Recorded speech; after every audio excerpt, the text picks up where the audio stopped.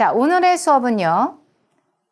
현진건의 운수 좋은 날을 같이 보도록 하겠습니다. 사실주의적인 특징을 보여주는 한국 현대소설사에서의 첫 번째 작품이기도 해요. 자, 오늘 여러분에게 전달할 내용은요. 현진건이라는 작가가 운수 좋은 날을 쓰기 위해서 가졌었던 문제가 어디서부터 시작이 됐을까라고 하는 것을 현진건 작가의 일대기를 살짝 엿보면서 시작을 할 거예요. 자, 그 다음에는요. 현진건 작가가요. 운수 좋은 날을 썼던 바로 그때 시대가 일제강점기라는 거를 여러분이 알고 계시나요? 그때 당시에 일제강점기 당시에 하층민의 삶에 초점을 맞춰서 운수 좋은 날이 써졌습니다. 그래서 우리는 지금 2024년을 살아가는 우리는요. 그때 당시 일제강점기 시대의 하층민의 삶이 어떤 모습인지를 봐야 될 필요가 있을 거예요. 그래서 오늘 그것도 한번 들여다보도록 할게요. 자, 그 다음에는요. 작품에서 드러난 빈민층의 삶이죠.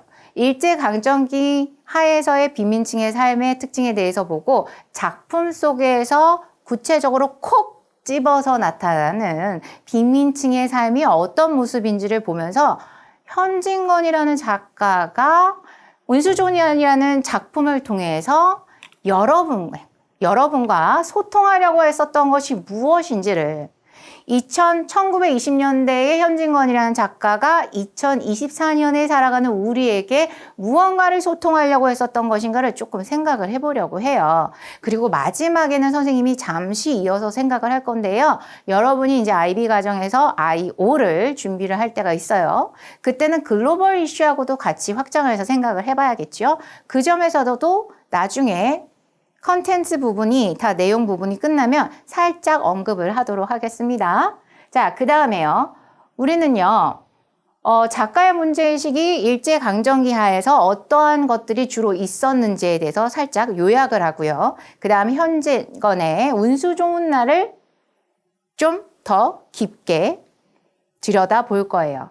자, 그런데 지금 미리 여러분한테 얘기를 하자면요. 현진건의 운수 좋은 날은요. 반언법을 토대로 해서 모순을, 즉 아이러니한 상황을 여러분한테 전달한다는 점에서 그 당시에 일제강점기 당시의 하층민의 삶을 극대화해서 보여주는 작품이라는 거예요.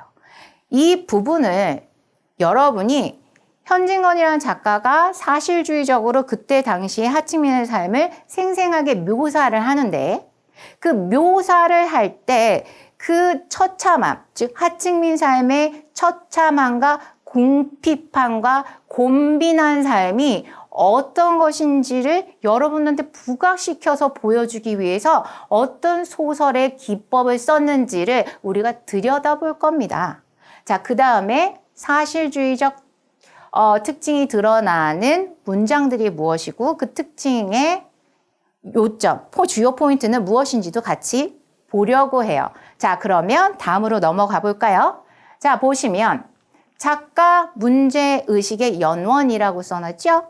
작가 문제의식이 어떻게 발생이 됐는지를 그 전개가, 발전의 단계가 무엇이었는지를 좀 생각을 해보려고 합니다. 자, 1920년대에서부터요. 지금 선생님이 지금 치고 있어요. 여기 20년대부터 26년대까지란요. 1920년대입니다. 자, 그 다음에 1930에서 36년대, 30년대죠.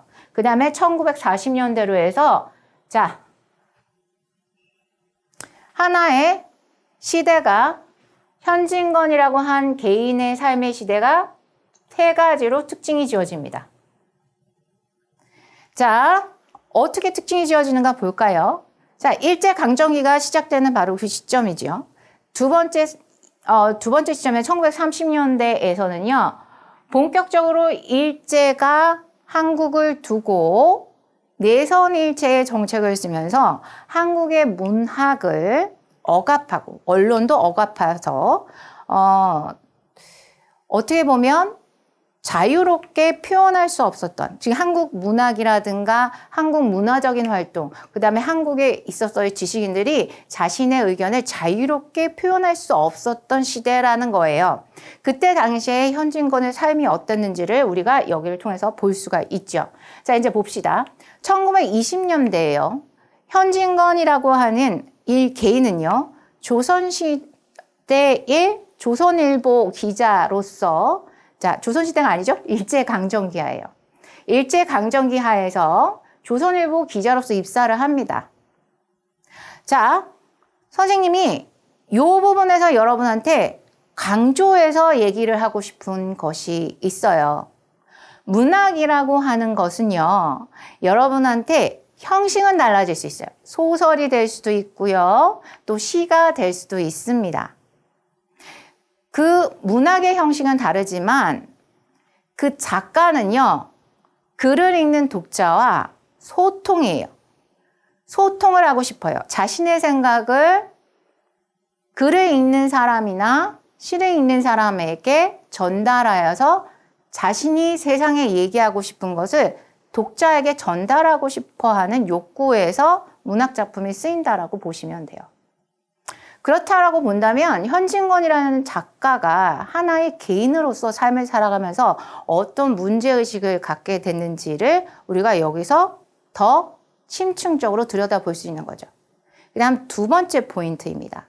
두 번째 포인트는 뭐냐면요, 현진건이라는 하나의 개인이 작가로서 작품을 쓰기 전에 사회에 대한 문제의식을 갖게 된 계기가 무엇이냐는 거예요. 그 사회 문제의식에 대한 계기가 시작된 시점은 조선일보의 기자로 입사하면서 사회 문제를 다루는 사회부 기자로서의 취재활동이 시작되면서부터예요. 일제강점기 시대에 사회 문제를 취재한다라고 한다는 것은 일제강점기 시대에 살아가는 모든 계층의 삶, 모든 영역의 삶의 모습들을 취재했다라는 것이 되겠죠. 그러면 현진건 개인으로서는 기자로서 일제강점기 시대의 사건들에 대해서 많이 듣고 봤을 가능성이 높다라는 것을 우리는 알 수가 있어요. 자, 그 다음에 두 번째로 한번 생각해 봅시다. 자, 이 사람은 기자죠. 문학을 통해서 자기 자신을 표현하고 싶은 욕구가 있었을 거예요. 자, 그래서 보시면 1920년대 초연이라고 하는 처음 작품을 만들어냅니다. 그때 당시에 인간의 심리와 사랑을 탐구했죠. 자, 그러다가 사회부 기자로서 사회상을 더욱더 잘 알게 되면서 문제의식이 발전이 되는 모습들이 다음 작품 속에서 드러나게 돼요. 빈처나 술 권하는 사회에서는 사회부 기자로서의 생활을 하면서 느끼게 됐던 사회 문제의식을 토대로 사회적 문제와 경제적 궁핍을 탐구하게 됩니다. 그리고 이제 우리가 보게 되는, 즉 현진건이라고 하는 개인이 작가로서 가졌던 문제의식의 정점을 이룬 하나의 작품인 운수 좋은 날을 이어진다는 걸 보게 돼요.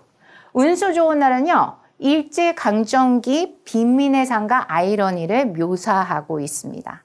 자, 이러한 문제의식이 다음 단계로 넘어가죠. 일제강점기를 살아가면서 뭐가 되겠어요? 자, 계급이 발생하게 되는 거예요.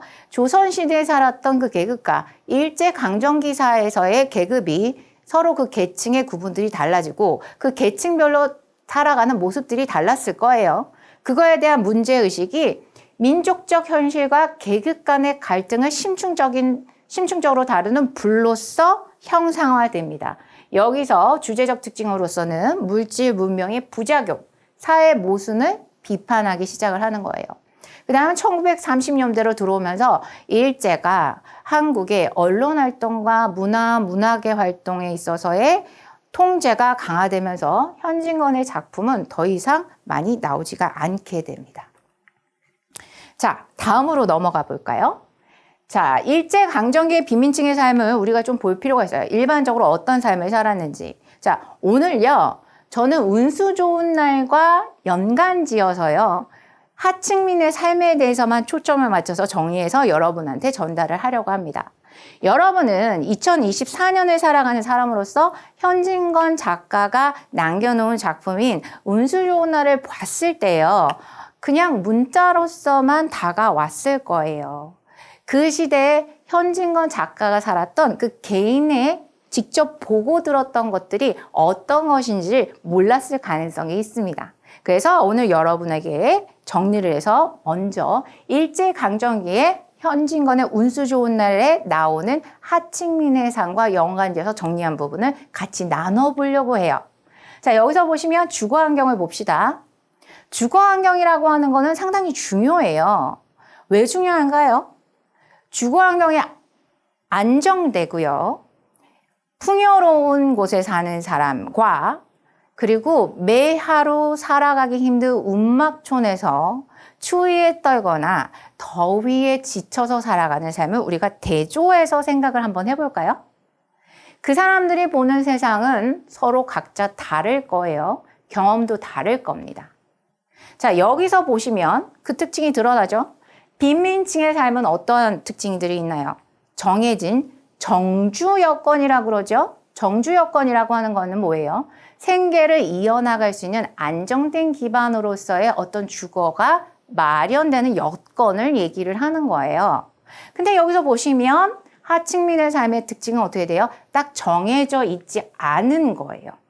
정주에서 살 수가 없었다라는 거고요. 그리고 정주에서 살 수 없었다라는 것을 다시 한번 얘기를 하면요. 이 사람들이 정주에서 살 수 없는 이유는 안정된 삶을 확보할 주거 공간을 확보할 수 있는 금전적인 여유도 없었다라는 것이고요. 동시에 먹고 살기에도 너무도 힘들고 곰핍해서 이 사람들은 먹고 살 수 있는 곳이라면 그곳을 찾아 돌아다녔다라는 겁니다. 그래서 일제강점기의 빈민층의 삶에서 특징은 주거 환경을 보면 알 수가 있어요.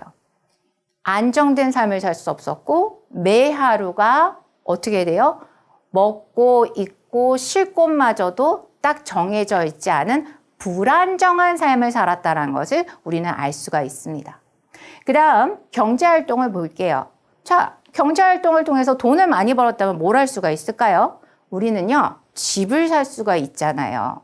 자, 이 사람들이 경제활동을 하는 모습을 보세요.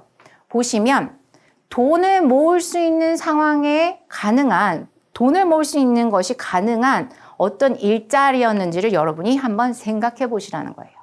그 당시에 일용직 노동자로서 언제 다시 일을 할 수 있는 기회가 생길지 알 수 없는 일들만 했던 사람들이에요. 그 당시 일제시대에는요, 사무직으로 일을 했을 때는 20만 원에서 30만 원 정도의 어떤 월 급여가 나왔다라고 해요. 전문직 같은 경우는 그래도 30만 원에서 40만 원 정도의 월 급여를 받았다라고 합니다. 자, 그 사람들 같은 경우는 일정하게 나오는 급여가 있었을 거지만 일용직이라고 하는 것은 일을 할 기회가 있을 때 하루 일을 한다라는 거예요. 일자리에 기회가 없으면 그마저도, 즉 돈을 벌 수 있는 기회마저도 없었다라는 거죠. 자, 그러면 뭐가 또 남았을까요? 물건을 떼서 누군가한테 파는 방법으로서 생계활동을 이어나갈 수 있겠죠. 자, 그런데 생계활동을 이어나가는 데 있어서도 안정됐었는지를 한번 보세요. 자, 생계를 물건을 판매해서 이어갔지만 어떤 제약 요건이 있었죠? 일제당국의 단속과 착취로, 자, 여기 보세요. 단속이에요. 단속과 착취로 뭐가? 안정적인 수입을 얻기 어려웠다라고 얘기가 나옵니다. 자, 하층민의 삶 자체가 안정적인 수입도 가질 수가 없었기 때문에 당연히 주거 환경도 불안정할 수밖에 없었다는 것을 우리는 알 수가 있게 되겠죠? 자, 그 다음으로 넘어가 볼까요? 자, 사회차별과 억압이 있습니다. 어떤 게 있었냐면요. 여러분 한번 생각을 해봅시다. 뭘 생각을 해보냐면요. 어느 정도 사는 부유한 계층과요, 중간 계층과 하층민이 있다라고 보세요. 한국 안에서 우리가 민족적 차별이 없는 대한민국에도 사는데 어떻게 보세요? 동네마다 부유한 계층이 있고 중간 중산층의 계층이 있고 빈곤한 계층이 있어요. 근데 그분들이 사는 공간들을 한번 생각을 해보자는 거예요. 부유층이 사는 공간과 중산층이 사는 공간과 하층민들이 사는 공간은 다릅니다. 여러분 판자촌 가보신 적 있으신가요? 자, 지금 서울 안에서도요, 판자촌은 존재합니다. 판자촌이라고 하는 거는 판자를 이어서 맞댄 집이에요. 언제든지 불이 날 수도 있고 언제든지 사고로 무너질 수 있는 공간들이죠. 자, 근데 한국 내에서도 그렇게 삶을 살아가는 환경이 다른데 그때 당시, 즉 일본인이 새로 살았던 청계천 이남의 남촌이랑 그 다음에 한국인의 주로 살았던 북촌으로 나눠져 있었다라고 얘기를 해요. 그때 당시에 북촌도 우리의 한국의 자본가이자 또 건축사였던 분이 북촌에 한국인들이 살 수 있는 정주 여건을 가진 하나의 한옥마을을 지었기 때문에 그때 한국민들이 살았다라는 거예요. 근데 그런 혜택을 받을 수 있는 게 여러 사람이 혜택을 받을 수 있었을까요? 받지 못했을 거예요. 바로 받지 못하는 계층이 하층민 계층이었다는 걸 우리가 알 수가 있습니다. 자, 그러면 어떻게 돼요? 하층민 계층은 한국과 일본인도 서로 간에 있어서 민족적 차별이 있는데 그 한국인 안에서 받게 되는 하층민의 차별은 더욱더 크다라는 걸 알 수 있고 정주 여건을 가진 안정적인 주거 환경을 확보하지 못했다는 것도 알 수가 있겠죠. 그러면 이들이 받는 사회적 억압 또한 더 그 무게와 뭐랄까요? 압력은 더 컸을 겁니다. 자, 그 다음에요. 아까 살짝 얘기했던 부분 있죠? 뭐지요? 문화적 억압이 있었다라는 부분이에요. 문화적 억압은 뭐예요? 일본의 내선일체의 정책에 의해서 뭐예요? 한국인의 전통 문화를 억압을 한다라고 얘기를 드렸어요. 그래서 무엇을 강요했다고요? 일본 문화를 강요했다라고 하는 부분이에요. 자, 그래서 이 부분으로 인해서 빈민들이 정체성의 혼란과 소외를 경험했다라고 나옵니다. 자, 이 부분에 대해서 이해가 잘 되시나요? 잘 안 되시죠? 자, 그러면 여러분한테 풀어서 설명을 해보도록 하겠습니다. 조선시대 후기를 보면은요, 판소리가 상당히 많이 흥행을 합니다. 그래서 우리나라 지금 요즘 최근에 나온 드라마를 보면 정년이라는 드라마에서 보면 국극이라고 하는 것들이 나오죠. 그 국극의 이전 단계가 판소리였던 거예요. 자, 판소리가 왜 시작이 됐을까요? 조선시대를 보더라도 글을 읽을 수 있는 계층과 글을 읽지 못하는 계층으로 나눠져 있었을 거라는 거예요. 자, 그러면 문학 작품을 글로 이해를 해서 받아들이는 계층이 있었을 거고 말과 말로 통해서 말로써 들어서 이해하는 계층으로 나눠져 있었을 겁니다. 그러면 하층민들은 뭘 통해서 알 수가 있죠? 보통 판소리를 통해서 문학이 하나의 구전 효과인 거죠. 판소리를 통해서 소리로 음으로 내는 구전 효과로 우리의 전통 문화들이 이어져 내려왔을 거라는 거예요. 그런데 무슨 현상이 있었죠? 일본 문화를 강요하기 위해서 한국인의 전통 문화를 억압했다는 것. 판소리도 자유스럽게 할 수는 없었다라는 거를 우리가 좀 더 알 수가 있는 거예요. 자, 그러면 식자층이 아니었던 빈민층 같은 경우에는 문화적으로 판소리 등 같이 자유롭게 표현할 수 없는 상황이죠. 정말 자유롭게 어디 장소에서 일어날 수도 없는 상황이었을 거예요. 그럴 경우 어떻게 되겠어요? 문화적으로도 소외를 하는 경험이 있을 거고요. 일본 문화를 강요하면서 한국인으로서의 정체성에 있어서 나는 누군가라고 하는 것에 대해서 고민을 할 수밖에 없었을 거예요. 인식을 하지 않았더라도 혼란을 겪을 수밖에 없었다라는 것을 우리는 생각해 볼 수가 있습니다. 자, 그 다음에 저항과 생존 전략으로서 여기서는 잠시만 이야기를 하고 넘어가겠습니다. 그때 당시에 빈민들마저도 뭐예요? 독립운동에 적극 참여했다라는 것이 나타나고 있습니다. 근데 그 방식은 어떻게 해요? 비밀리에 이뤄졌고 독립운동가들을 지원을 하거나 뭐예요? 시위에 참여를 하는 형태로 일어났다라는 거예요. 그 다음 여기서 또 뭐가 있느냐? 빈민들끼리, 즉 하층민들끼리 서로 돕는 상호부조의 조직을 만들어서 서로의 어려움을 이겨내는 공동체의 자조적 조직을 구성해서 공동체 의식을 강화하고 있었다라는 것을 알 수가 있죠. 자, 다음으로 이제 넘어가 봅시다. 자, 건강과 위생 문제가 나옵니다. 자, 건강과 위생 문제는 현진건의 운수 좋은 날에서도 문제의식으로 나오는 부분들입니다. 어떻게 나오고 있죠? 자, 먼저 이 부분에 대해서 얘기하기 전에 비민층의 삶에 대해서 일반적인 특징을 한번 또 정리를 해야겠죠? 전염병이 확산이 됐어요. 왜 확산이 됐을까요? 왜 확산이 됐냐면 아까 말씀드렸던 열악한 주거 환경이에요. 춥거나 너무 덥거나, 그죠? 자, 이런 너무 춥거나 더운 환경에서는 사람은 안정된 신진대사를 유지할 수가 없죠. 그 다음 생각을 해보세요. 너무 추우면 많은 열량이 소모가 돼요. 근데 많이 그만큼 음식이 들어와야 되는데 음식도 못 먹어요. 어떻게 되겠어요? 열악한 환경만큼 체력이 소진이 되겠죠. 체력이 소진이 되면 어떤 상황이 펼쳐지죠? 면역력 약해지죠. 면역력이 약해지면 어떤 일이 펼쳐집니까? 바이러스나 병균이 들어왔을 때 쉽게 그 바이러스와 병원균한테 그 공격을 감당할 몸의 힘이 없어요. 그래서 전염병에 걸리기가 쉽습니다. 그러다 보니 영양 부족으로 인해서 전염병이 어떻게 빈번하게 발생했다라는 것을 우리가 알 수가 있습니다. 자, 그래서 그 당시에 빈민층의 사람들이 주로 걸렸던 병이 결핵과 장티푸스라고 해요. 자, 그 다음에 현진건의 운수 좋은 날에서 아내가 죽었던 이유를 아시나요? 약을 살 수 있는 방도가 없는 거예요. 왜 방도가 없었죠? 돈이 없었기 때문에 제때 돈을 써서 의사를, 즉 어떤 한의원에 찾아가서 병의 원인이 뭔지를 물어볼 수도 없었고, 그 다음 물어봤다라고 할지라도 약을 살 수 있는 돈이 없었기 때문에 어떻게 해볼 도리가 없었던 거예요.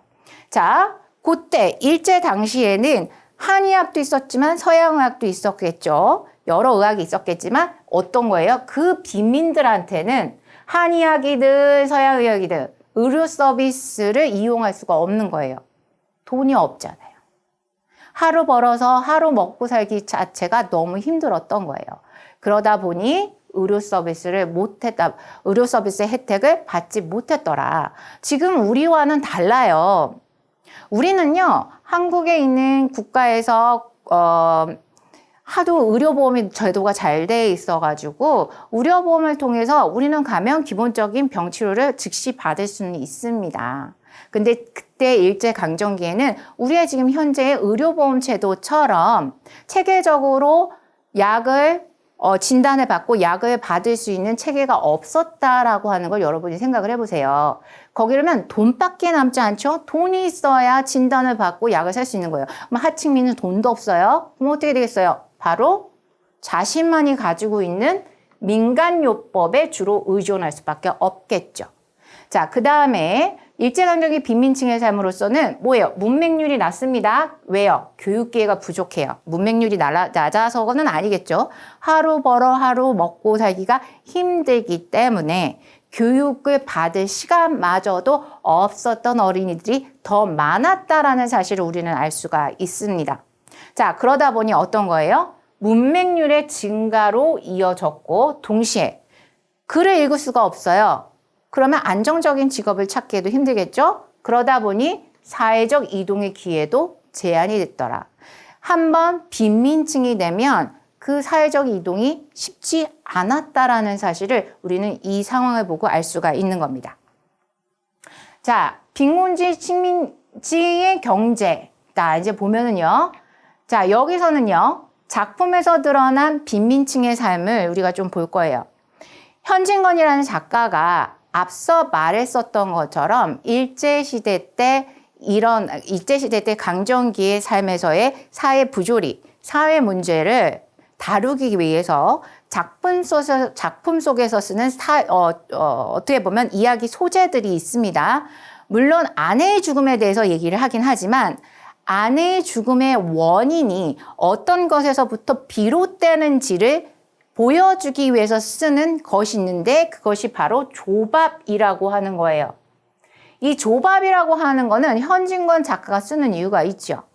일제시대 당시에는요, 일제가요, 본토에 한국에서 나온 쌀을 가지고 갑니다. 그러면 여러분이 우리가 경제를 배우면 수요와 공급의 법칙을 알고 계시죠? 자, 어떤 일들이 일어나게 되지요? 공급이 적어지면요. 수요가 올라갑니다. 그러면 수요가 올라가면 어떻게 되죠? 사려고 하는 사람들이 많으면 많을수록 그 가격은 올라가게 되죠. 쌀값이 어떻게 됐을까요? 올라갔을 거예요. 그럼 쌀값이 올라갔다는 건 빈민층에 있는 사람들은 쌀을 먹을 기회마저도 없다는 거예요. 왜요? 돈이 없으니까. 그쵸? 자, 그래서 그 사람들이 대체제로서 조밥이라고 하는 것을 먹습니다. 자, 근데 여기 현진건의 운수 좋은 날에 보시면 김첨지의 아내가 조밥을 먹다가 체해서 죽음까지 이르게 돼요. 그러면 김첨지가 어느 정도로 곰핍한 삶을 살았는지를 이 조밥이라고 하는 소재를 통해서도 알 수가 있는 거예요. 싼 가격에, 아주 싼 가격에 곡식물마저도 살 수 없는 형편이었다라는 거죠. 자, 그 다음에 설렁탕 등이 나오죠. 자, 이게 다 뭐예요? 그 당시에 현진건 작가가 일제시대의 경제적 수탈로 인한 경제적 차치, 그 다음에 쌀의 수탈로 인해서 기본적인 식량마저도 부족했었다라고 하는 것을 식생활을 통해서 글을 읽는 독자한테 전달하려고 한다라는 것을 우리가 알아야 돼요. 그 다음에요. 이런 50전이라는 표현이 나옵니다. 자, 제가 초반에 얘기를 했었어요. 일제 당시에요. 사무직의 월 급여는 20만 원에서 30만 원이에요. 그러면 한번 생각해 볼까요? 20만 원에서 30만 원이면 한 달이 30일이죠. 그러면 하루에 10,000원씩 쓴다고 생각을 해봅시다. 그러면 10,000원에 비해서 이런 50전이라고 하는 금액은 어느 정도 금액이죠? 상당히 낮은 금액이라는 것을 알 수가 있겠죠. 그러면 이런 50전을 받고도 김첨지는 상당히 기뻐합니다. 자, 그리고 이런 50전이라는 금액을요, 그 당시에 살았던 사무직의 월급이 20-30만 원이라는 걸 생각해서 우리가 상상으로 한번 생각해 봅시다. 아주 정확하지는 않더라도 상상으로 생각을 해보면은요, 이런 50전, 지금 현진건의 운수 좋은 날에 김첨지라고 하는 인력거꾼이 그 당시에 이런 50전, 80전에다가 60전이죠. 그러면 어떻게 되나요? 230전에도 60전이니까 한 300전 정도 벌었다라고 봅시다. 이런 50전이니까 한 3원 정도 받은 거겠네요. 그죠? 3원 정도 번 거예요. 3원 정도 번 가격을 지금 현재의 우리가 2024년에 걸로 환원을 해서 예측을 한번 해봅시다. 그러니까 한번 정확하지는 않더라도 어느 정도인지 좀 상상을 해보면 그 당시에 한 3원은 우리의 물가로 다 해서 지금 대비해서 보면 어떻게 되냐면 한 3만 원 정도 벌었다라고 예상해 볼 수 있어요. 우리 3만 원 벌면은 보통 뭐 먹을 수 있어요? 맘스터치 같은 경우에 아무리 싸더라도 4,500원이죠. 그 다음에 거기다가 어떤 콜라를 먹는다라고 했으면 6,000원 정도 됩니다. 근데 김밥을 먹고 또 뭐 잔치국수를 같이 먹는다고 해봅시다. 적어도 12,000원에서 13,000원이 가요. 자, 13,000원 우리가 쓰게 됩니다. 그러면 3원이라는 돈을 썼다는 건 어떤 돈일까요? 어떤 돈이냐면요. 한 끼 식사 정도로 하고요. 현진건의 운수 좋은 날 김첨지의 인력거꾼 김첨지의 아내가 아프잖아요. 그 아내를 위해서 약 정도는 살 수 있는 돈이라는 건 알 수가 있어요. 자, 이런 50전이라는 것 자체도 뭐예요? 작은 돈에도요. 생계가 그만큼 좌우되던 모습을 우리가 현실을 그대로 반영해서 알 수가 있다라는 겁니다. 자, 우리가 생각을 해봐야 되는 건요. 현진건 작가가 현대 문학사에 있어서 사실주의적인 첫 번째 초기 단계에 있어서의 대표적인 운수 좋은 날을 쓴 것으로 문학에서 인정받는 작가라고 제가 말씀을 드렸죠. 자, 여기서 보시다시피 현진건 작가는 구체적인 소재를 통해서 그 당시에 있는 상황들을 여러분한테 아주 객관적으로 판단할 수 있게끔 그대로 보여줍니다. 구체적인 금액과 구체적인 소재를 통해서요. 여기서 현진건 작가가 사실주의 작가로서 가질 수 있었던 강점이 드러나기도 하죠. 자, 그 다음에 봅시다. 사회적 안전망의 부재. 이건 무슨 얘기일까요? 아프면 병원에 가야죠. 병원에 못 갔어요. 그래서 어떻게 돼요? 기침 소리가 납니다. 근데 그 기침 소리가 어느 정도로 심각한 건지를 여러분한테 부각시켜서 보여주기 위해서 걸걸하는 기침 소리라고 표현해요. 그 다음 또 뭐예요? 약한 첩 써본 적이 없다라고 표현함으로써 그 당시 일제강점기 하에서의 의료 혜택이 하층민이 보지 못했다라는 걸 알 수 있어요. 이게 하나의 사회적 문제인 거죠. 계층 문제이기도 하지만 일제강점기 하에 있어서의 자원 수탈로 인해서 우리나라의 한국이라고 하는 곳에 살고 있었던 하층민의 삶이 얼마나 곰핍하고 궁핍했는지를 우리가 알 수 있는 것이기도 해요. 자, 그 다음 작품에 드러난 빈민층의 삶에서 자, 하층민의 비참한 삶을 보는데 어떤 거예요? 김첨지의 직업이 인력거꾼이에요. 자, 우리가 한번 생각을 해봅시다. 인력거꾼은 지금으로 따지면 카카오 택시를 모시는 기사님하고도 연결시켜서 생각을 해볼 수 있죠. 자, 근데 카카오 택시를 모시는 분들의 특징이 뭡니까? 자동차로 움직여요. 그리고 자기가 운행하고 싶을 때 운행합니다. 그 다음은 어때요? 다 IT로 연결이 돼 있죠? 그래서 받아들이고 싶은 손님을 자기가 태워요. 뭐예요? 카카오 택시로 여기 손님이 있어요. 네, 그 손님을 선택하겠습니다. 그러면 그분을 모시러 가요. 일제강점기 당시에 김첨지, 즉 인력거꾼으로서의 그 삶을 한번 생각해 볼까요? 김첨지에게는 뭐가 있었죠? 사지 육신밖에 없었습니다. 그리고 그 사지 육신을 잘 놀려서 잘 뛰어야 돼요. 그리고 그 인력거를 끌고 바로 도착지에 갔을 때 바로 이어서 돈을 벌 수 있는 기회, 손님이 있었나요? 아니에요.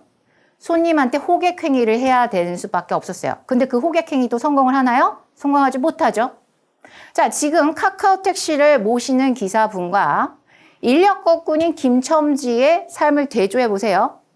자기가 스스로 통제해서 자신의 운명을 정할 수 있는 정도의 수준과 정도를 우리가 대조해서 생각해 보자는 거죠. 그러면 어느 정도인가요?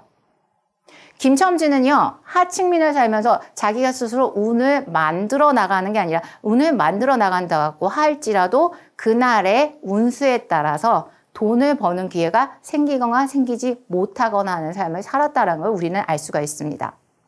그 다음에 우리가 좀 생각해 봐야 되는 게요. 여기서 바로 선생님이 말씀드렸던 현진건의 운수 좋은 날은 반어법을 토대로 하여서 상황과 현실의 모순을 보여주는 아이러니 기법을 쓰고 있다라고 얘기를 해요. 이 소설의 제목은 뭐라고 돼 있죠? 운수 좋은 날이에요. 근데 이 운수 좋은 날을 계속 읽어가다 보면 어떤 걸 발견하냐면 돈을 벌어서 잘 살아서 나의 가족을 잘 먹이고 싶은데 결론은 그 먹여야 될 가족이 죽어버리는 결말에 이르게 됩니다. 그 모습을 보게 되면 우리는 알 수 있죠. 상당히 모순적이구나. 가족을 위해서 열심히 달렸을 말정 그 가족이 없네. 상당히 아이러니하네. 라는 것을 우리가 보게 돼요. 자, 그래서 이 현진건 작가는요. 이 주제를 드러내기 위해서 그 당시 일제강점기 하에 빈민층이 느꼈던 그 삶의 그 모순을 드러내기 위해서요. 제목 자체를 운수 좋은 날로 정했던 거예요. 하지만 결론은 어떻게 되죠? 운 나쁜 날이었던 거죠. 여기서 보시면 아시다시피 우리 소설의 초입부에 보면 현진건 작가는요. 김첨지인 그 인력거꾼인 김첨지가 인력거를 끄는 바로 그 장면부터 시작한 그 현재의 시점에서 그 주변에 있는 어떤 날씨의 묘사나 그 하루의 흐름에 있어서 나오는 날씨의 묘사를 보시면 밝게 묘사하고 있지 않아요. 왜 그랬을까요, 여러분?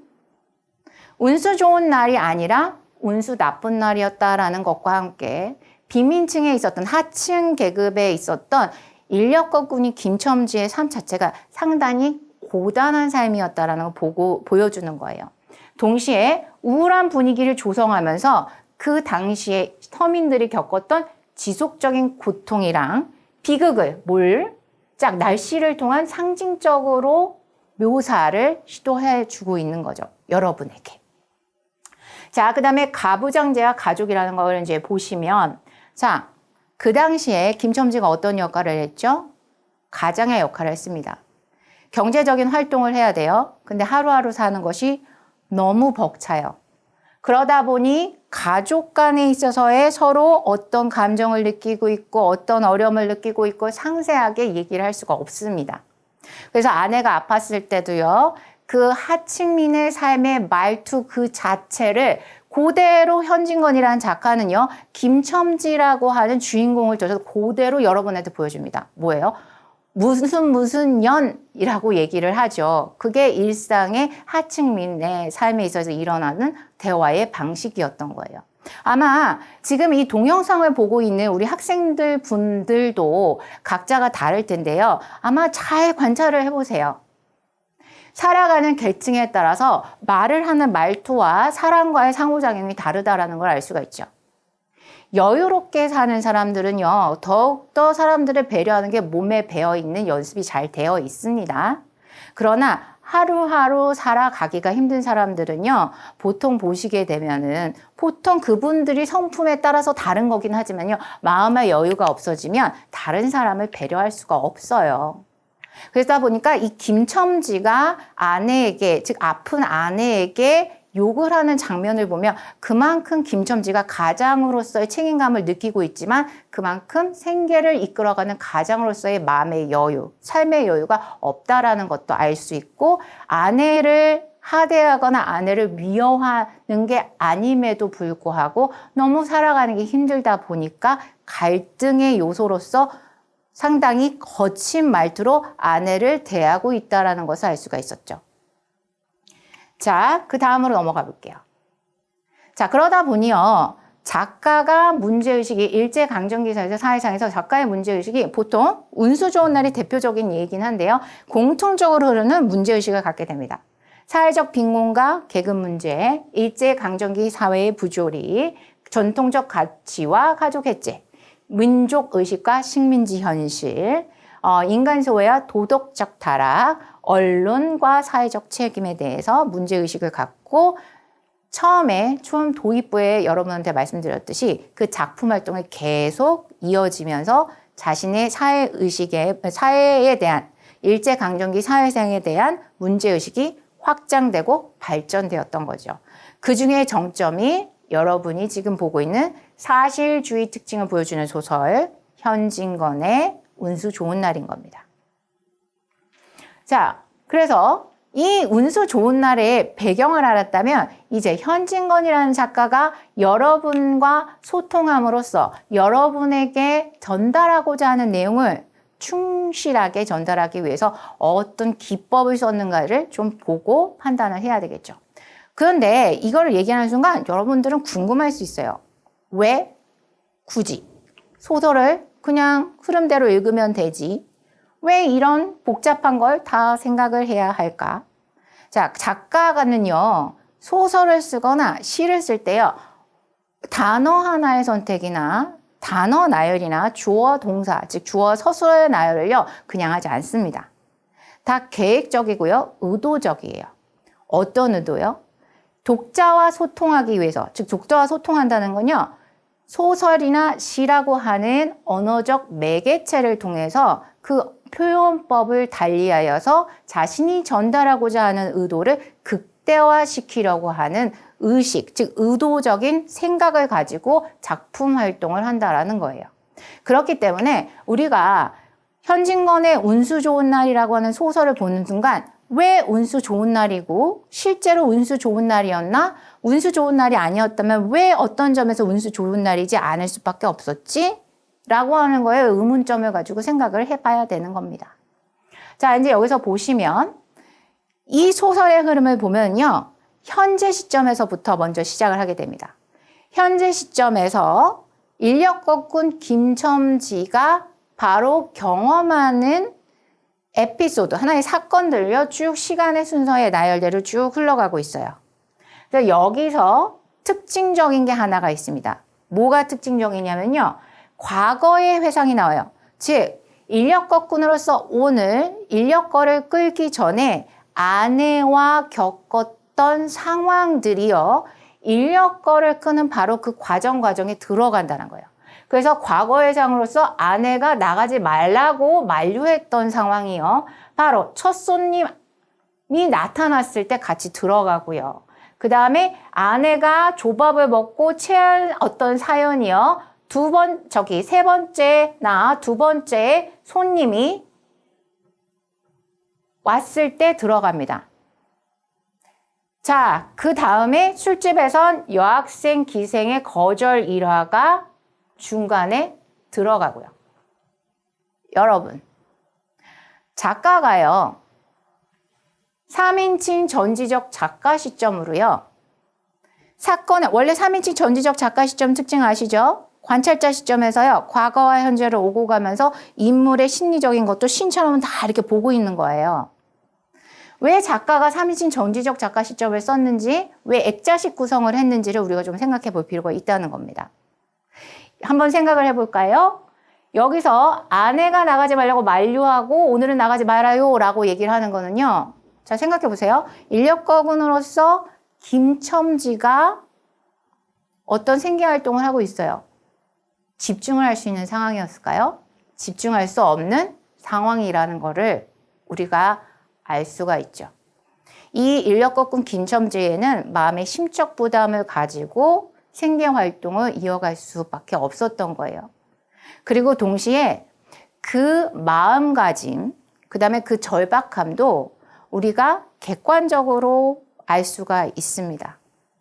근데 이 사건의 흐름을 보십시오. 돈이 잘 벌리는 것처럼 보이죠? 근데 돈이 잘 벌릴 때마다요, 그 하층민 삶으로서의 궁핍하고 궁핍한 삶이 아내와의 과거의 사건에 대해서 액자식으로 현실 속에 김첨지가 상상하는 하나의 회상 장면으로 들어가 있다는 걸 알 수가 있어요.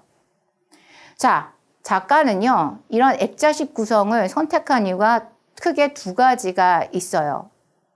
하나는요, 시간의 순서의 흐름에 따라서 같이 보여주면서 김첨지가 가지고 있는 하층민의 삶의 모습을 여실히 드러낸과 동시에 이 김첨지라고 하는 개인이 살아가는 또 다른 개인적인 삶 속에서의 어떤 절박하고 궁핍한 생활상을 아주 극대화해서 보여줌으로써 이 사람이 즉 김첨지가 주어진 환경에서 통제할 수 없는 하층민의 그 절박한 삶을 극대화해서 보여주기 위해서 이 액자식 소설 구성을 보여주고 있는 겁니다. 이 과정 속에서 김첨지가 생계활동을 하고 있으나 어떤 심리적인 변화를 느끼게 되죠. 그 심리적인 변화가 일어나는 촉매제 역할은 아내와의 과거에 있었던 상황들의 회상 장면입니다. 돈을 벌면서 되게 기쁜 감정들과 희망이 교차해요. 그런데 아내와의 상황이 오면 마음이 답답하고 무거워져요.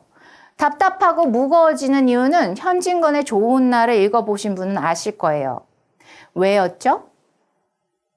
이미 아내가 죽을 것이라고 하는 그 가능성에 대해서는 어느 정도 인식하고 일거리를 찾아 나왔기 때문이에요. 동시에 일거리를 찾아 나오는 그 과정에서 김첨지는요, 그날의 생계를 위해서 무언가의 돈을 벌지 않으면 그 아픈 아내마저도 먹일 수도 없고 젖먹이 아이도 먹일 수가 없는 거죠. 절박함으로 시작해서 나왔던 겁니다. 그래서 돈을 버는 과정이 자기한테는 가족을 위해서 생계를 이어나갈 돈을 번다라고는 희망이었던 거예요. 자, 희망이 계속돼서 더 나아질 거야 라고 해서 생각하면 좋은데 이미 사건은 어떻게 됐죠? 약도 없어요. 그래서 체한 채로 그대로 있어요. 그 다음에 병에 걸린 것 같아요. 더 이상 병이 나아질 기미가 안 보입니다. 오늘 내일 죽을 것 같아요. 불안함이 엄습해 오겠죠. 자, 그래서 그 아내를 두고 나왔다는 불안감이 있습니다. 돈을 벌어서 기뻐요. 돈을 더 버니까 어떻게 돼요? 기쁨이 더 올라가죠? 하지만 그 아내의 아픈 곳을 지나가면서 내가 돌보지 못했다라고 하는 자책과 분노를 느낍니다. 하지만 돈을 벌면서 더 나아질까 하는 흥분과 기쁨을 느끼지만 또 어떻게 돼요? 자, 돈을 더 벌 수 없는 기회가 있어서 그거에 대해서는 좌절과 분노를 하게 됩니다. 그 다음 마지막 손님을 얻게 되면서 아, 돈을 또 버는구나 희망이 생겨서 안도감을 느낍니다. 자, 그런데 이 액자식 구성에서 오고 가면서 어떤 사건들이 있습니까?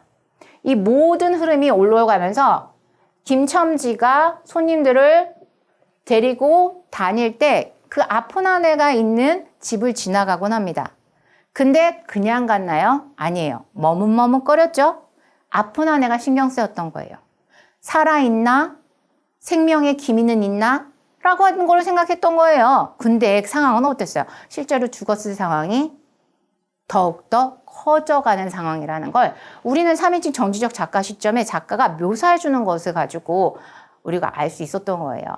자, 그러면 한번 생각해 봅시다. 김첨지는요, 술집에서 치삼을 만나서 들어갔을 때요, 아내가 죽었다고 생각했을까요? 아니면 아니야, 아직도 살아있을 거야 라고 하는 희망을 가질 수 있었을까요? 그거에 대한 답을요, 자, 술집에서의 사건으로 3인칭 전지적 작가 시점에 작가가 우리한테 이야기를 해주고 있어요.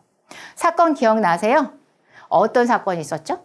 인력 거꾼 김첨지가요, 친구랑 이야기를 하는 과정에 이 얘기를 합니다. 아내가 죽었을 것이라고요. 진짜 치삼이가요, 아주 심각하게 받아들이죠. 같이 가보자고, 그 집으로. 그랬더니 어떻게 돼? 안 죽었을 거라고 하면서 막 웃다가 울기까지 합니다.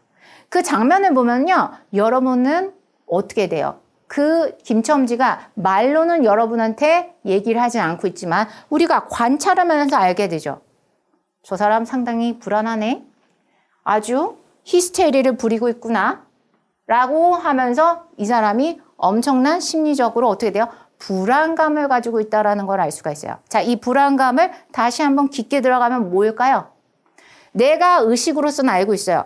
하지만 그 의식으로서 내가 마음으로서는 받아들이고 싶은 상태가 아니라는 것을 알 수가 있습니다. 자, 이 장면에서는요, 또 현진건 작가가 여러분한테 이야기를 하고 있어요. 어떤 얘기를 하냐고요? 인력거꾼 김첨지는요, 인력거를 끄는 바로 그날을 시작하면서 어떤 일이 있었냐면 먹고 나오지 못했어요. 그럼 얼마나 배고팠을까요? 마지막 손님을 내려다 주면서 드디어 한기를 느끼고요. 드디어 배고픔을 느낄 정도예요. 자, 그거를 바로 보면서 여러분은 생각해야 돼요. 정말 배고픔을 굶주려서 나왔지만 그 배고픔을 느끼지 못했다라는 걸 가지고 우리가 뭘 생각할 수 있냐면 김첨지가 생계를 위해서 살아가야 된다는 그 절박함이 몸속으로 뼛속 깊이 가지고 있었다라는 거예요. 그래서 돈을 어느 정도 벌고 희망을 갖게 됐을 때 안도하면서 드디어 허기가 찾아왔다는 겁니다. 근데 그 허기를 가지고요, 친구의 이끌림에 따라 들어간 그 자리에서 또 뭐예요? 심적 갈등이 있었다는 거예요. 그 심적 갈등이라고 하는 건 뭐예요? 당장 아내에게 쫓아가야 돼요. 근데 당장 아내에게 쫓아갔나요? 쫓아가지 않았죠? 술집에서 바로 미친 듯이 웃어대는 모습이 나옵니다. 거기서 우리가 뭘 할 수 있을까요? 이 사람은요, 자조적으로 자신에게 주어진 어떤 운명 같은 사실을요, 반 희망은 포기한 채로 체념한 상태로 받아들이고 있었다는 걸 우리가 심리적으로 읽을 수가 있어요. 이미 죽었을 것이란 건 알고 있지만 직접 가서 눈으로 확인하면서 확인하고 싶은 바로 그 시점을 뒤로 미루고 싶었다는 걸 우리가 알 수가 있는 거죠. 여러분, 상당히 비참하고 처참하죠? 바로 이 부분을요, 현진건 작가는 그냥 있는 그대로 여러분들 사실주의적으로 전달함으로써 바로 일제시대에 있어서 하층민의 빈곤하고 처참하고 처절한 삶을 여러분한테 전달하고 싶었던 거예요. 자, 그래서 어떤 상황이 되냐면요. 자, 처음에는 자꾸 자기가 돈을 벌어야 된다. 돈을 벌면 나아질 거야. 라고 하면서 자기가 그 생계를 이어나가는 가부장적인 책임감으로 그 상황을 자기 합리화하고 변명을 합니다. 하지만 다시 불길한 예감을 쫓아오면서 현실을 받아들이고는 이제 뒤늦게 후회하는 상황이 나오죠. 김첨지는요, 아내가 죽을 거라는 걸 몰랐던 게 아니에요. 알았던 거예요. 하지만 아내를 돌보자니 젖먹이고도 있고 그래도 하루라도 더 살지 않을까라는 헛된 희망을 가지고 있었던 거예요. 그런 과정에서도 생계를 유지하면서 내가 하면 더 나아지지 않을까, 그 희망인 거예요. 그 희망으로 열심히 뛰었던 겁니다. 그런데 그 희망이 아내의 죽음으로 어떻게 돼요? 운수 좋은 날에 운수 나쁜 날로 완전히 바뀌어버리죠. 아주 아이러니한 모순의 상황을 극대화해서 현진건 작가는 여러분에게 전달하고 있는 거예요. 자, 근데 여기서 한 번 더 세 가지 생각을 해볼 게 있어요. 보통 소설의 전개에서 1인칭 주인공 시점을 쓰거나요. 아니면 2인칭의 관찰자 시점을 쓰게 된다고 생각을 해봅시다. 그럼 어떤 사건이 있잖아요. 그 사건에 대해서 누구의 목소리를 전달하게 되나요? 그 주인공의 목소리나요? 관찰자의 목소리로 그 사건을 재해석을 해야 되거나 아니면 그 사건을 두고 다시 인물 간의 갈등으로 해서 스스로 관찰자나 아니면 작가가 우리가 객관적인 시점으로 보게끔 도와주기도 합니다. 근데 여기서 현진건의 운수 좋은 날에서요. 왜 작가가 직접 주인공의 목소리와 주인공의 어떤 삶에 들어가서 주인공이 바로 그 상황을 끌어가게끔 한 게 아니라 3인칭 정지적 작가 시점으로 여러분, 즉 독자 스스로 그 상황을 해석하게 했을까요? 라는 걸 여러분한테 저는 질문을 던져보고 싶어요. 지금 아까부터요, 제가 반복했던 이야기들이 있어요, 여러분. 기억하시나요? 그거는요, 바로 한 가지예요. 일제시대 때는요, 언론과 문화 활동에 있어서 일제 당국이요, 감시하고 통제하던 시대예요. 그러면 이런 작품이요, 실제로 시중에 나왔을 때요, 이 작품이 뛰어나게, 그냥 눈으로 누가 보더라도 알 수 있게 이 작가가 일제 당시의 상황에 대해서 적나라하게 비판을 한다라고 생각을 해봅시다. 여러분이라면 글을 쓰는 입장에서 어떨 것 같으세요? 되게 위험하겠죠? 그래서 저는요, 이 작품을 볼 때마다 현진건 작가가 현실 속에서 자신이 쓸 수 있는 모든 최대한의 기량을 발휘해서 전지적 작가 시점으로 여러분이 객관적으로 판단하면서 객관화시킬 수 있게끔 거리감을 두면서 여러분이 스스로 깨닫게 하는 방법을 쓰면서 그때 당시에 자신의 목소리는 아주 어떻게 보면 적나라하게 드러나지 않는 방법을 썼다라고 저는 생각을 하고 있습니다. 그래서 이런 부분들을 여러분이 좀 생각해 보실 필요성은 있는 거죠. 그래서 사실주의적 특징과 문장을 살짝 보도록 하겠습니다. 자, 여기서 보시면 아까 얘기했던 부분들이에요. 그의 아내가 기침으로 쿨럭거리기는 벌써 달포가 넘었다라고 얘기해요. 조밥이라고 아까 말씀드렸죠? 조밥도 굶기를 먹다시피라고 그랬어요. 그래서 먹다시피 하는 형편이니 뭐예요? 약 한 첩도 쓰는 것도 버겁다라는 표현을 쓰고 있습니다. 자, 아까 말씀드렸던 구체적 생생한 묘사를 통해서 얼마나 가난해서 치료를 못 받는지에 대해서 여러분한테 적나라하게 보여주고 있어요. 그리고 이 대화를 통해서 경제적 궁핍의 정도를 여러분이 스스로 알 수 있게끔 사실적으로 전달을 하고 있는 거죠.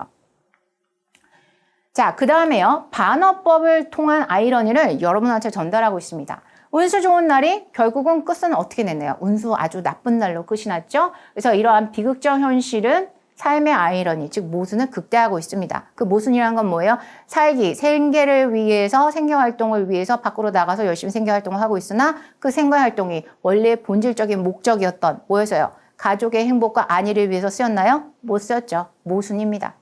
자, 그 다음에요. 설렁탕을 사다 놓았는데 왜 먹지를 못하니? 너 설렁탕 먹고 싶댔잖아, 아내야. 왜 설렁탕 먹지 못해? 죽어버렸네. 라고 얘기를 하는 거죠. 자, 그러면서 얘기합니다. 마지막에. 괴상하게도 오늘은 운수가 좋더니만. 운수는 진짜 좋은 게 아니라 정말 나쁜 날이었네. 라는 말이 가로 열고 가로 닫고로 생략이 되어 있죠.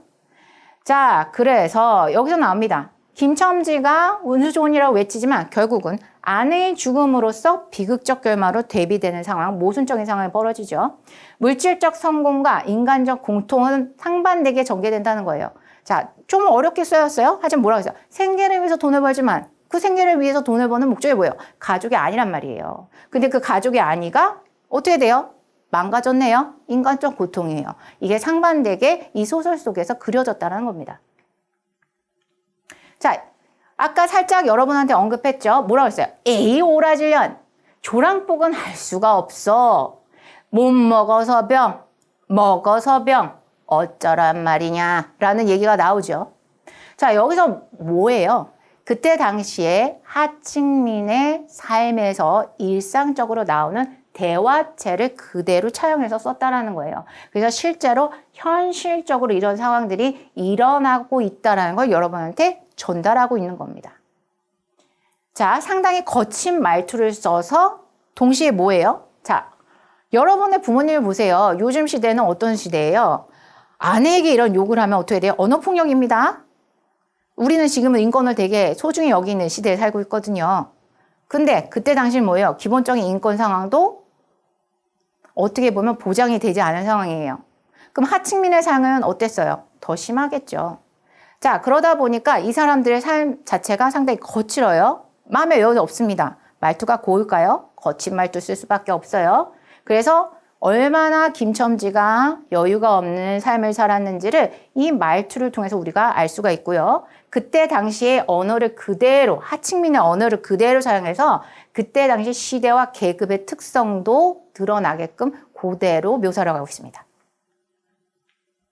자, 가난과 가족 간의 갈등 묘사가 나오죠. 이런 오라질년, 조밥도 못 먹는 년이 설렁탕은 뭘 먹고 싶다고 이거지요.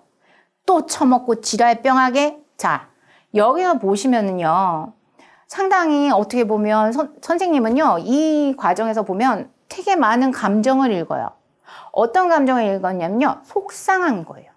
설렁탕은 가져다 주고 싶은데 자신의 능력은 한계가 있어요. 근데 가져가 주고 싶으면 또 이렇게 아플 거야? 난 당신이 안 아팠으면 좋겠어. 라고 하는 마음이 저는 여기서 느껴집니다. 자, 그래서 이 감정이요, 여과 없이 여러분한테 서술이 되고 있습니다. 하지만 이렇게 차갑게 얘기할 수밖에 없는 김첨지의 어떤 표현을 통해서요, 그때 당시에 가정 구성원이 질병과 병에 걸렸을 때 얼마나 죽지 않았으면 하는 마음이 있지만 하나에 보면 체념으로서 정떼기를 했던 건 아닌가? 라는 생각도 한번 해봐요. 선생님 입장에서는. 자, 그래서 이제 보시면 감정의 과정 없이 서술을 합니다. 가족의 구성원의 질병과 죽음을 냉정하게 묘사를 한다는 거죠. 저 어떻게 이럴 수 있어? 저는 이럴 수 있을 것 같아요. 하층민을 살게 살면은요, 아까 뭐라 그랬어요? 이런 50점 가지고는요, 어떻게 보면 김밥이랑, 어떻게 보면 뭔가요? 잔치국수 하나 먹으면 끝인 거예요. 그리고 다음에 돈을 벌어서 또 뭔가를 또 생계를 이어나갈 수 있을지 없을지는 모르는 겁니다. 근데 누군가 아파요. 내가 먹고 살기에도 힘든 상황인 거예요. 속이 상하죠. 할 수 있는 게 없으니까요. 그 속상함을 이런 거친 언어로 얘기를 하고 체념도 여기서는 저는 어느 정도 들어갔다라고 보고 있어요. 자, 그러면서 속상함이 나오죠. 내가 어쩔 수 할 수 없으니. 왜? 빈곤이 있으니 어떻게 그 고통을 지나가고 있는 가족을 내가 어떻게 할 수 없으니 그냥 갈등처럼 묘사할 수밖에 없는 거예요. 싫어서가 아닌 거예요. 할 수 없는 상황의 처참함이 체념과 더불어서 같이 합쳐져서 어떻게 보면 이런 투덜감이 아주 거칠게 표현된 거라고 보시면 됩니다. 자, 그 다음에 살짝 아까도 언급했던 부분이에요. 새침하게 흐린 품이 눈이 올 듯 하더니 눈은 아니오고 얼다가만 비가 추적추적 내리었다. 자, 이제 여기서 보시면 비 오는 날의 음울한 날씨가 그때 인물이 겪고 있는 상황이랑 같이 보여주어서 얼마나 그 삶 자체가 어두운 건지를 우리한테 전달을 하고 있습니다. 동시에 날씨와 배경을 통해서 인물의 고통이랑 비극적 결말도 같이 암시를 해주고 있는 거죠. 자, 그러면서 그의 아내가 반드시 누워가지고 일어나기는커녕 새로 모로도 못 눕는 걸 보면 중증은 중증인 듯이라고 얘기를 하면서요.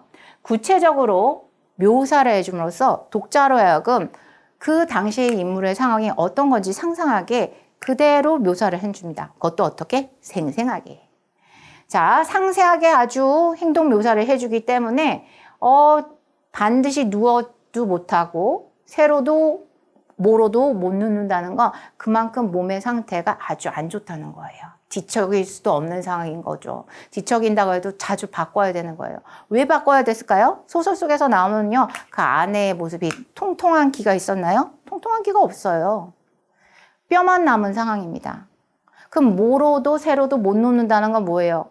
살이 어떻게 돼요? 살점이 있어야지 세로도 모로도 앉을 수 있을 거 아니에요? 살점이 없어요. 뼈가 살을 찌르니 얼마나 아프겠어요. 그래서 그만큼 생생하게 구체적으로 인물이 그 곰핍한 상황에서 겪었던 고통을 보여주고 죽을 수밖에 없던 비극적 결말도 같이 암시해주고 있어요. 자, 이제 어떻게 보면은요, 이 상황에 대해서 현진건이라는 작가는요, 3인칭 전지적 작가 시점으로 여러분으로 하여금 객관적으로 관찰을 하게 만들고 있어요. 그리고 어느 정도 거리감을 두고 그 상황을 있는 대로 묘사함으로써 그 삶의 상황이 얼마나 처참했는지를 아주 냉정하게 바라볼 수 있도록 하고 있는 거죠. 자, 그 다음에요. 자, 상징적 사물과 행동을 쓰고 있습니다. 설렁탕 한 그릇도 사다 줄 수 있습니다. 이게 무슨 말이죠? 김첨지의 설렁탕 구매는 열심히 일해서 가족의 생계를 이어가는 데 있어서의 하나의 매개체 역할이죠. 그래서 가족에 대한 애정을 나타내지만 그 가족은 어떻게 됐나요? 죽었죠. 자, 그래서 그 김첨지의 무력함이 여기서 더 부각이 됩니다. 물질적으로는 어느 정도 생계를 확보할 수 있었지만 현실은 실제로 행동으로 설렁탕을 먹여서 한 번이라도 따뜻함을 느끼게 해주지 못하는 그런 상황으로 기결될 수밖에 없었던 거죠. 자, 어떤 아이러니가 여기서도 제시가 되고 있어요. 자, 그 다음에 이제 여기서 이제 보시면요. 네. 이 부분을 끝으로 해서요. 여러분한테 초반에 얘기를 드렸던 것처럼 한 가지를 좀 생각을 해 봤으면 좋겠어요. 여러분은요. 아이비스쿨에 다니는 학생들이에요. 아이비스쿨의 특징이 뭡니까? 어떤 상황을 보고 여러 관점에서 생각을 하면서 본질이 무엇인가도 생각을 해보는 거죠. 현진건의 운수 좋은 날을 보시면서요. 반어법과 모순, 액자식 구성을 곰곰이 한번 생각을 해보시고 현진건이라고 하는 작가가 여러분한테 보여주고자 했던 사회 부조리가 무엇인지에 대해서 생각을 한번 첫 번째 해보셨으면 좋겠습니다. 자, 이게 이제는 어느 정도 그게 무엇인지 아실 것 같으신가요? 그럼 두 번째가 있죠. 여러분은요, 어떤 문학을 보시고 비판적 사고로 분석하는 것에서 그치면 안 되는 학생들이에요. 왜 그렇죠? 창조적 사고라고 하는 거는요, 여러분이 살아가고 있는 주변 현실이 있습니다. 그 현실을 객관적으로 보고요. 그 현실과 여러분이 알고 있는 바를 연결시키는 것도 되게 중요합니다.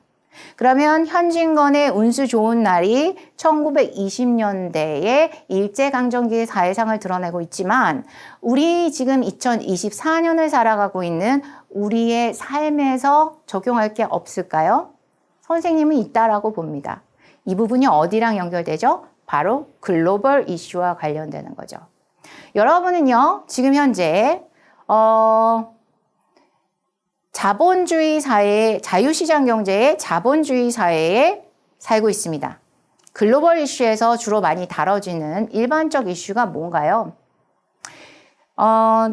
보통 어떻게 보면 부의 격차가 많이 벌어지고 있다라는 거예요.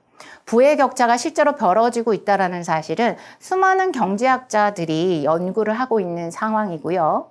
실제로 이런 부의 격차가 덜 벌어지도록 하기 위해서 세금으로서 부의 분배를 이뤄나가거나 아니면 사회적인 보조수단으로 부의 분배를 이뤄나가는 상황이 실제로 여러 국가 안에서도 벌어지고 한국이라는 사회에서도 벌어지고는 있습니다. 여러분, 여기서 우리가 보고 생각해야 된 것은 그냥 한 개인이 가지고 있는 삶의 고통에서만 그치면 안 됩니다. 사회 계층이 여러 계층이 모여져서 살아가는 하나의 전 지구라고 봤을 때 부유한 나라가 있을 것이고요. 부유하지 않은 나라가 있을 거예요. 그 나라 안에서도요, 여러 계층이 나눠질 거예요. 그리고 그 계층의 삶을 여러 스펙트럼, 여러분의 관점을 다양하게 해서 보면서 같이 잘 살아가는 세상을 만들어 나가기 위해서 여러분이 문제의식을 가지고 구체적인 현실사회의 문제를 인식하고 어떻게 풀어나가는 것이 좋을까라고 하는 관점에서 현진건의 운수 좋은 날을 여러분이 분석을 하시고 글로벌 이슈와 연결시켜서 생각을 해 보셔야 한다는 겁니다. 지금 이제 여기까지요. 오늘 여러분께 이야기할 부분들은 다 얘기를 드렸어요. 앞으로 여러분과 문학을 통해서 관점 확장을 돕는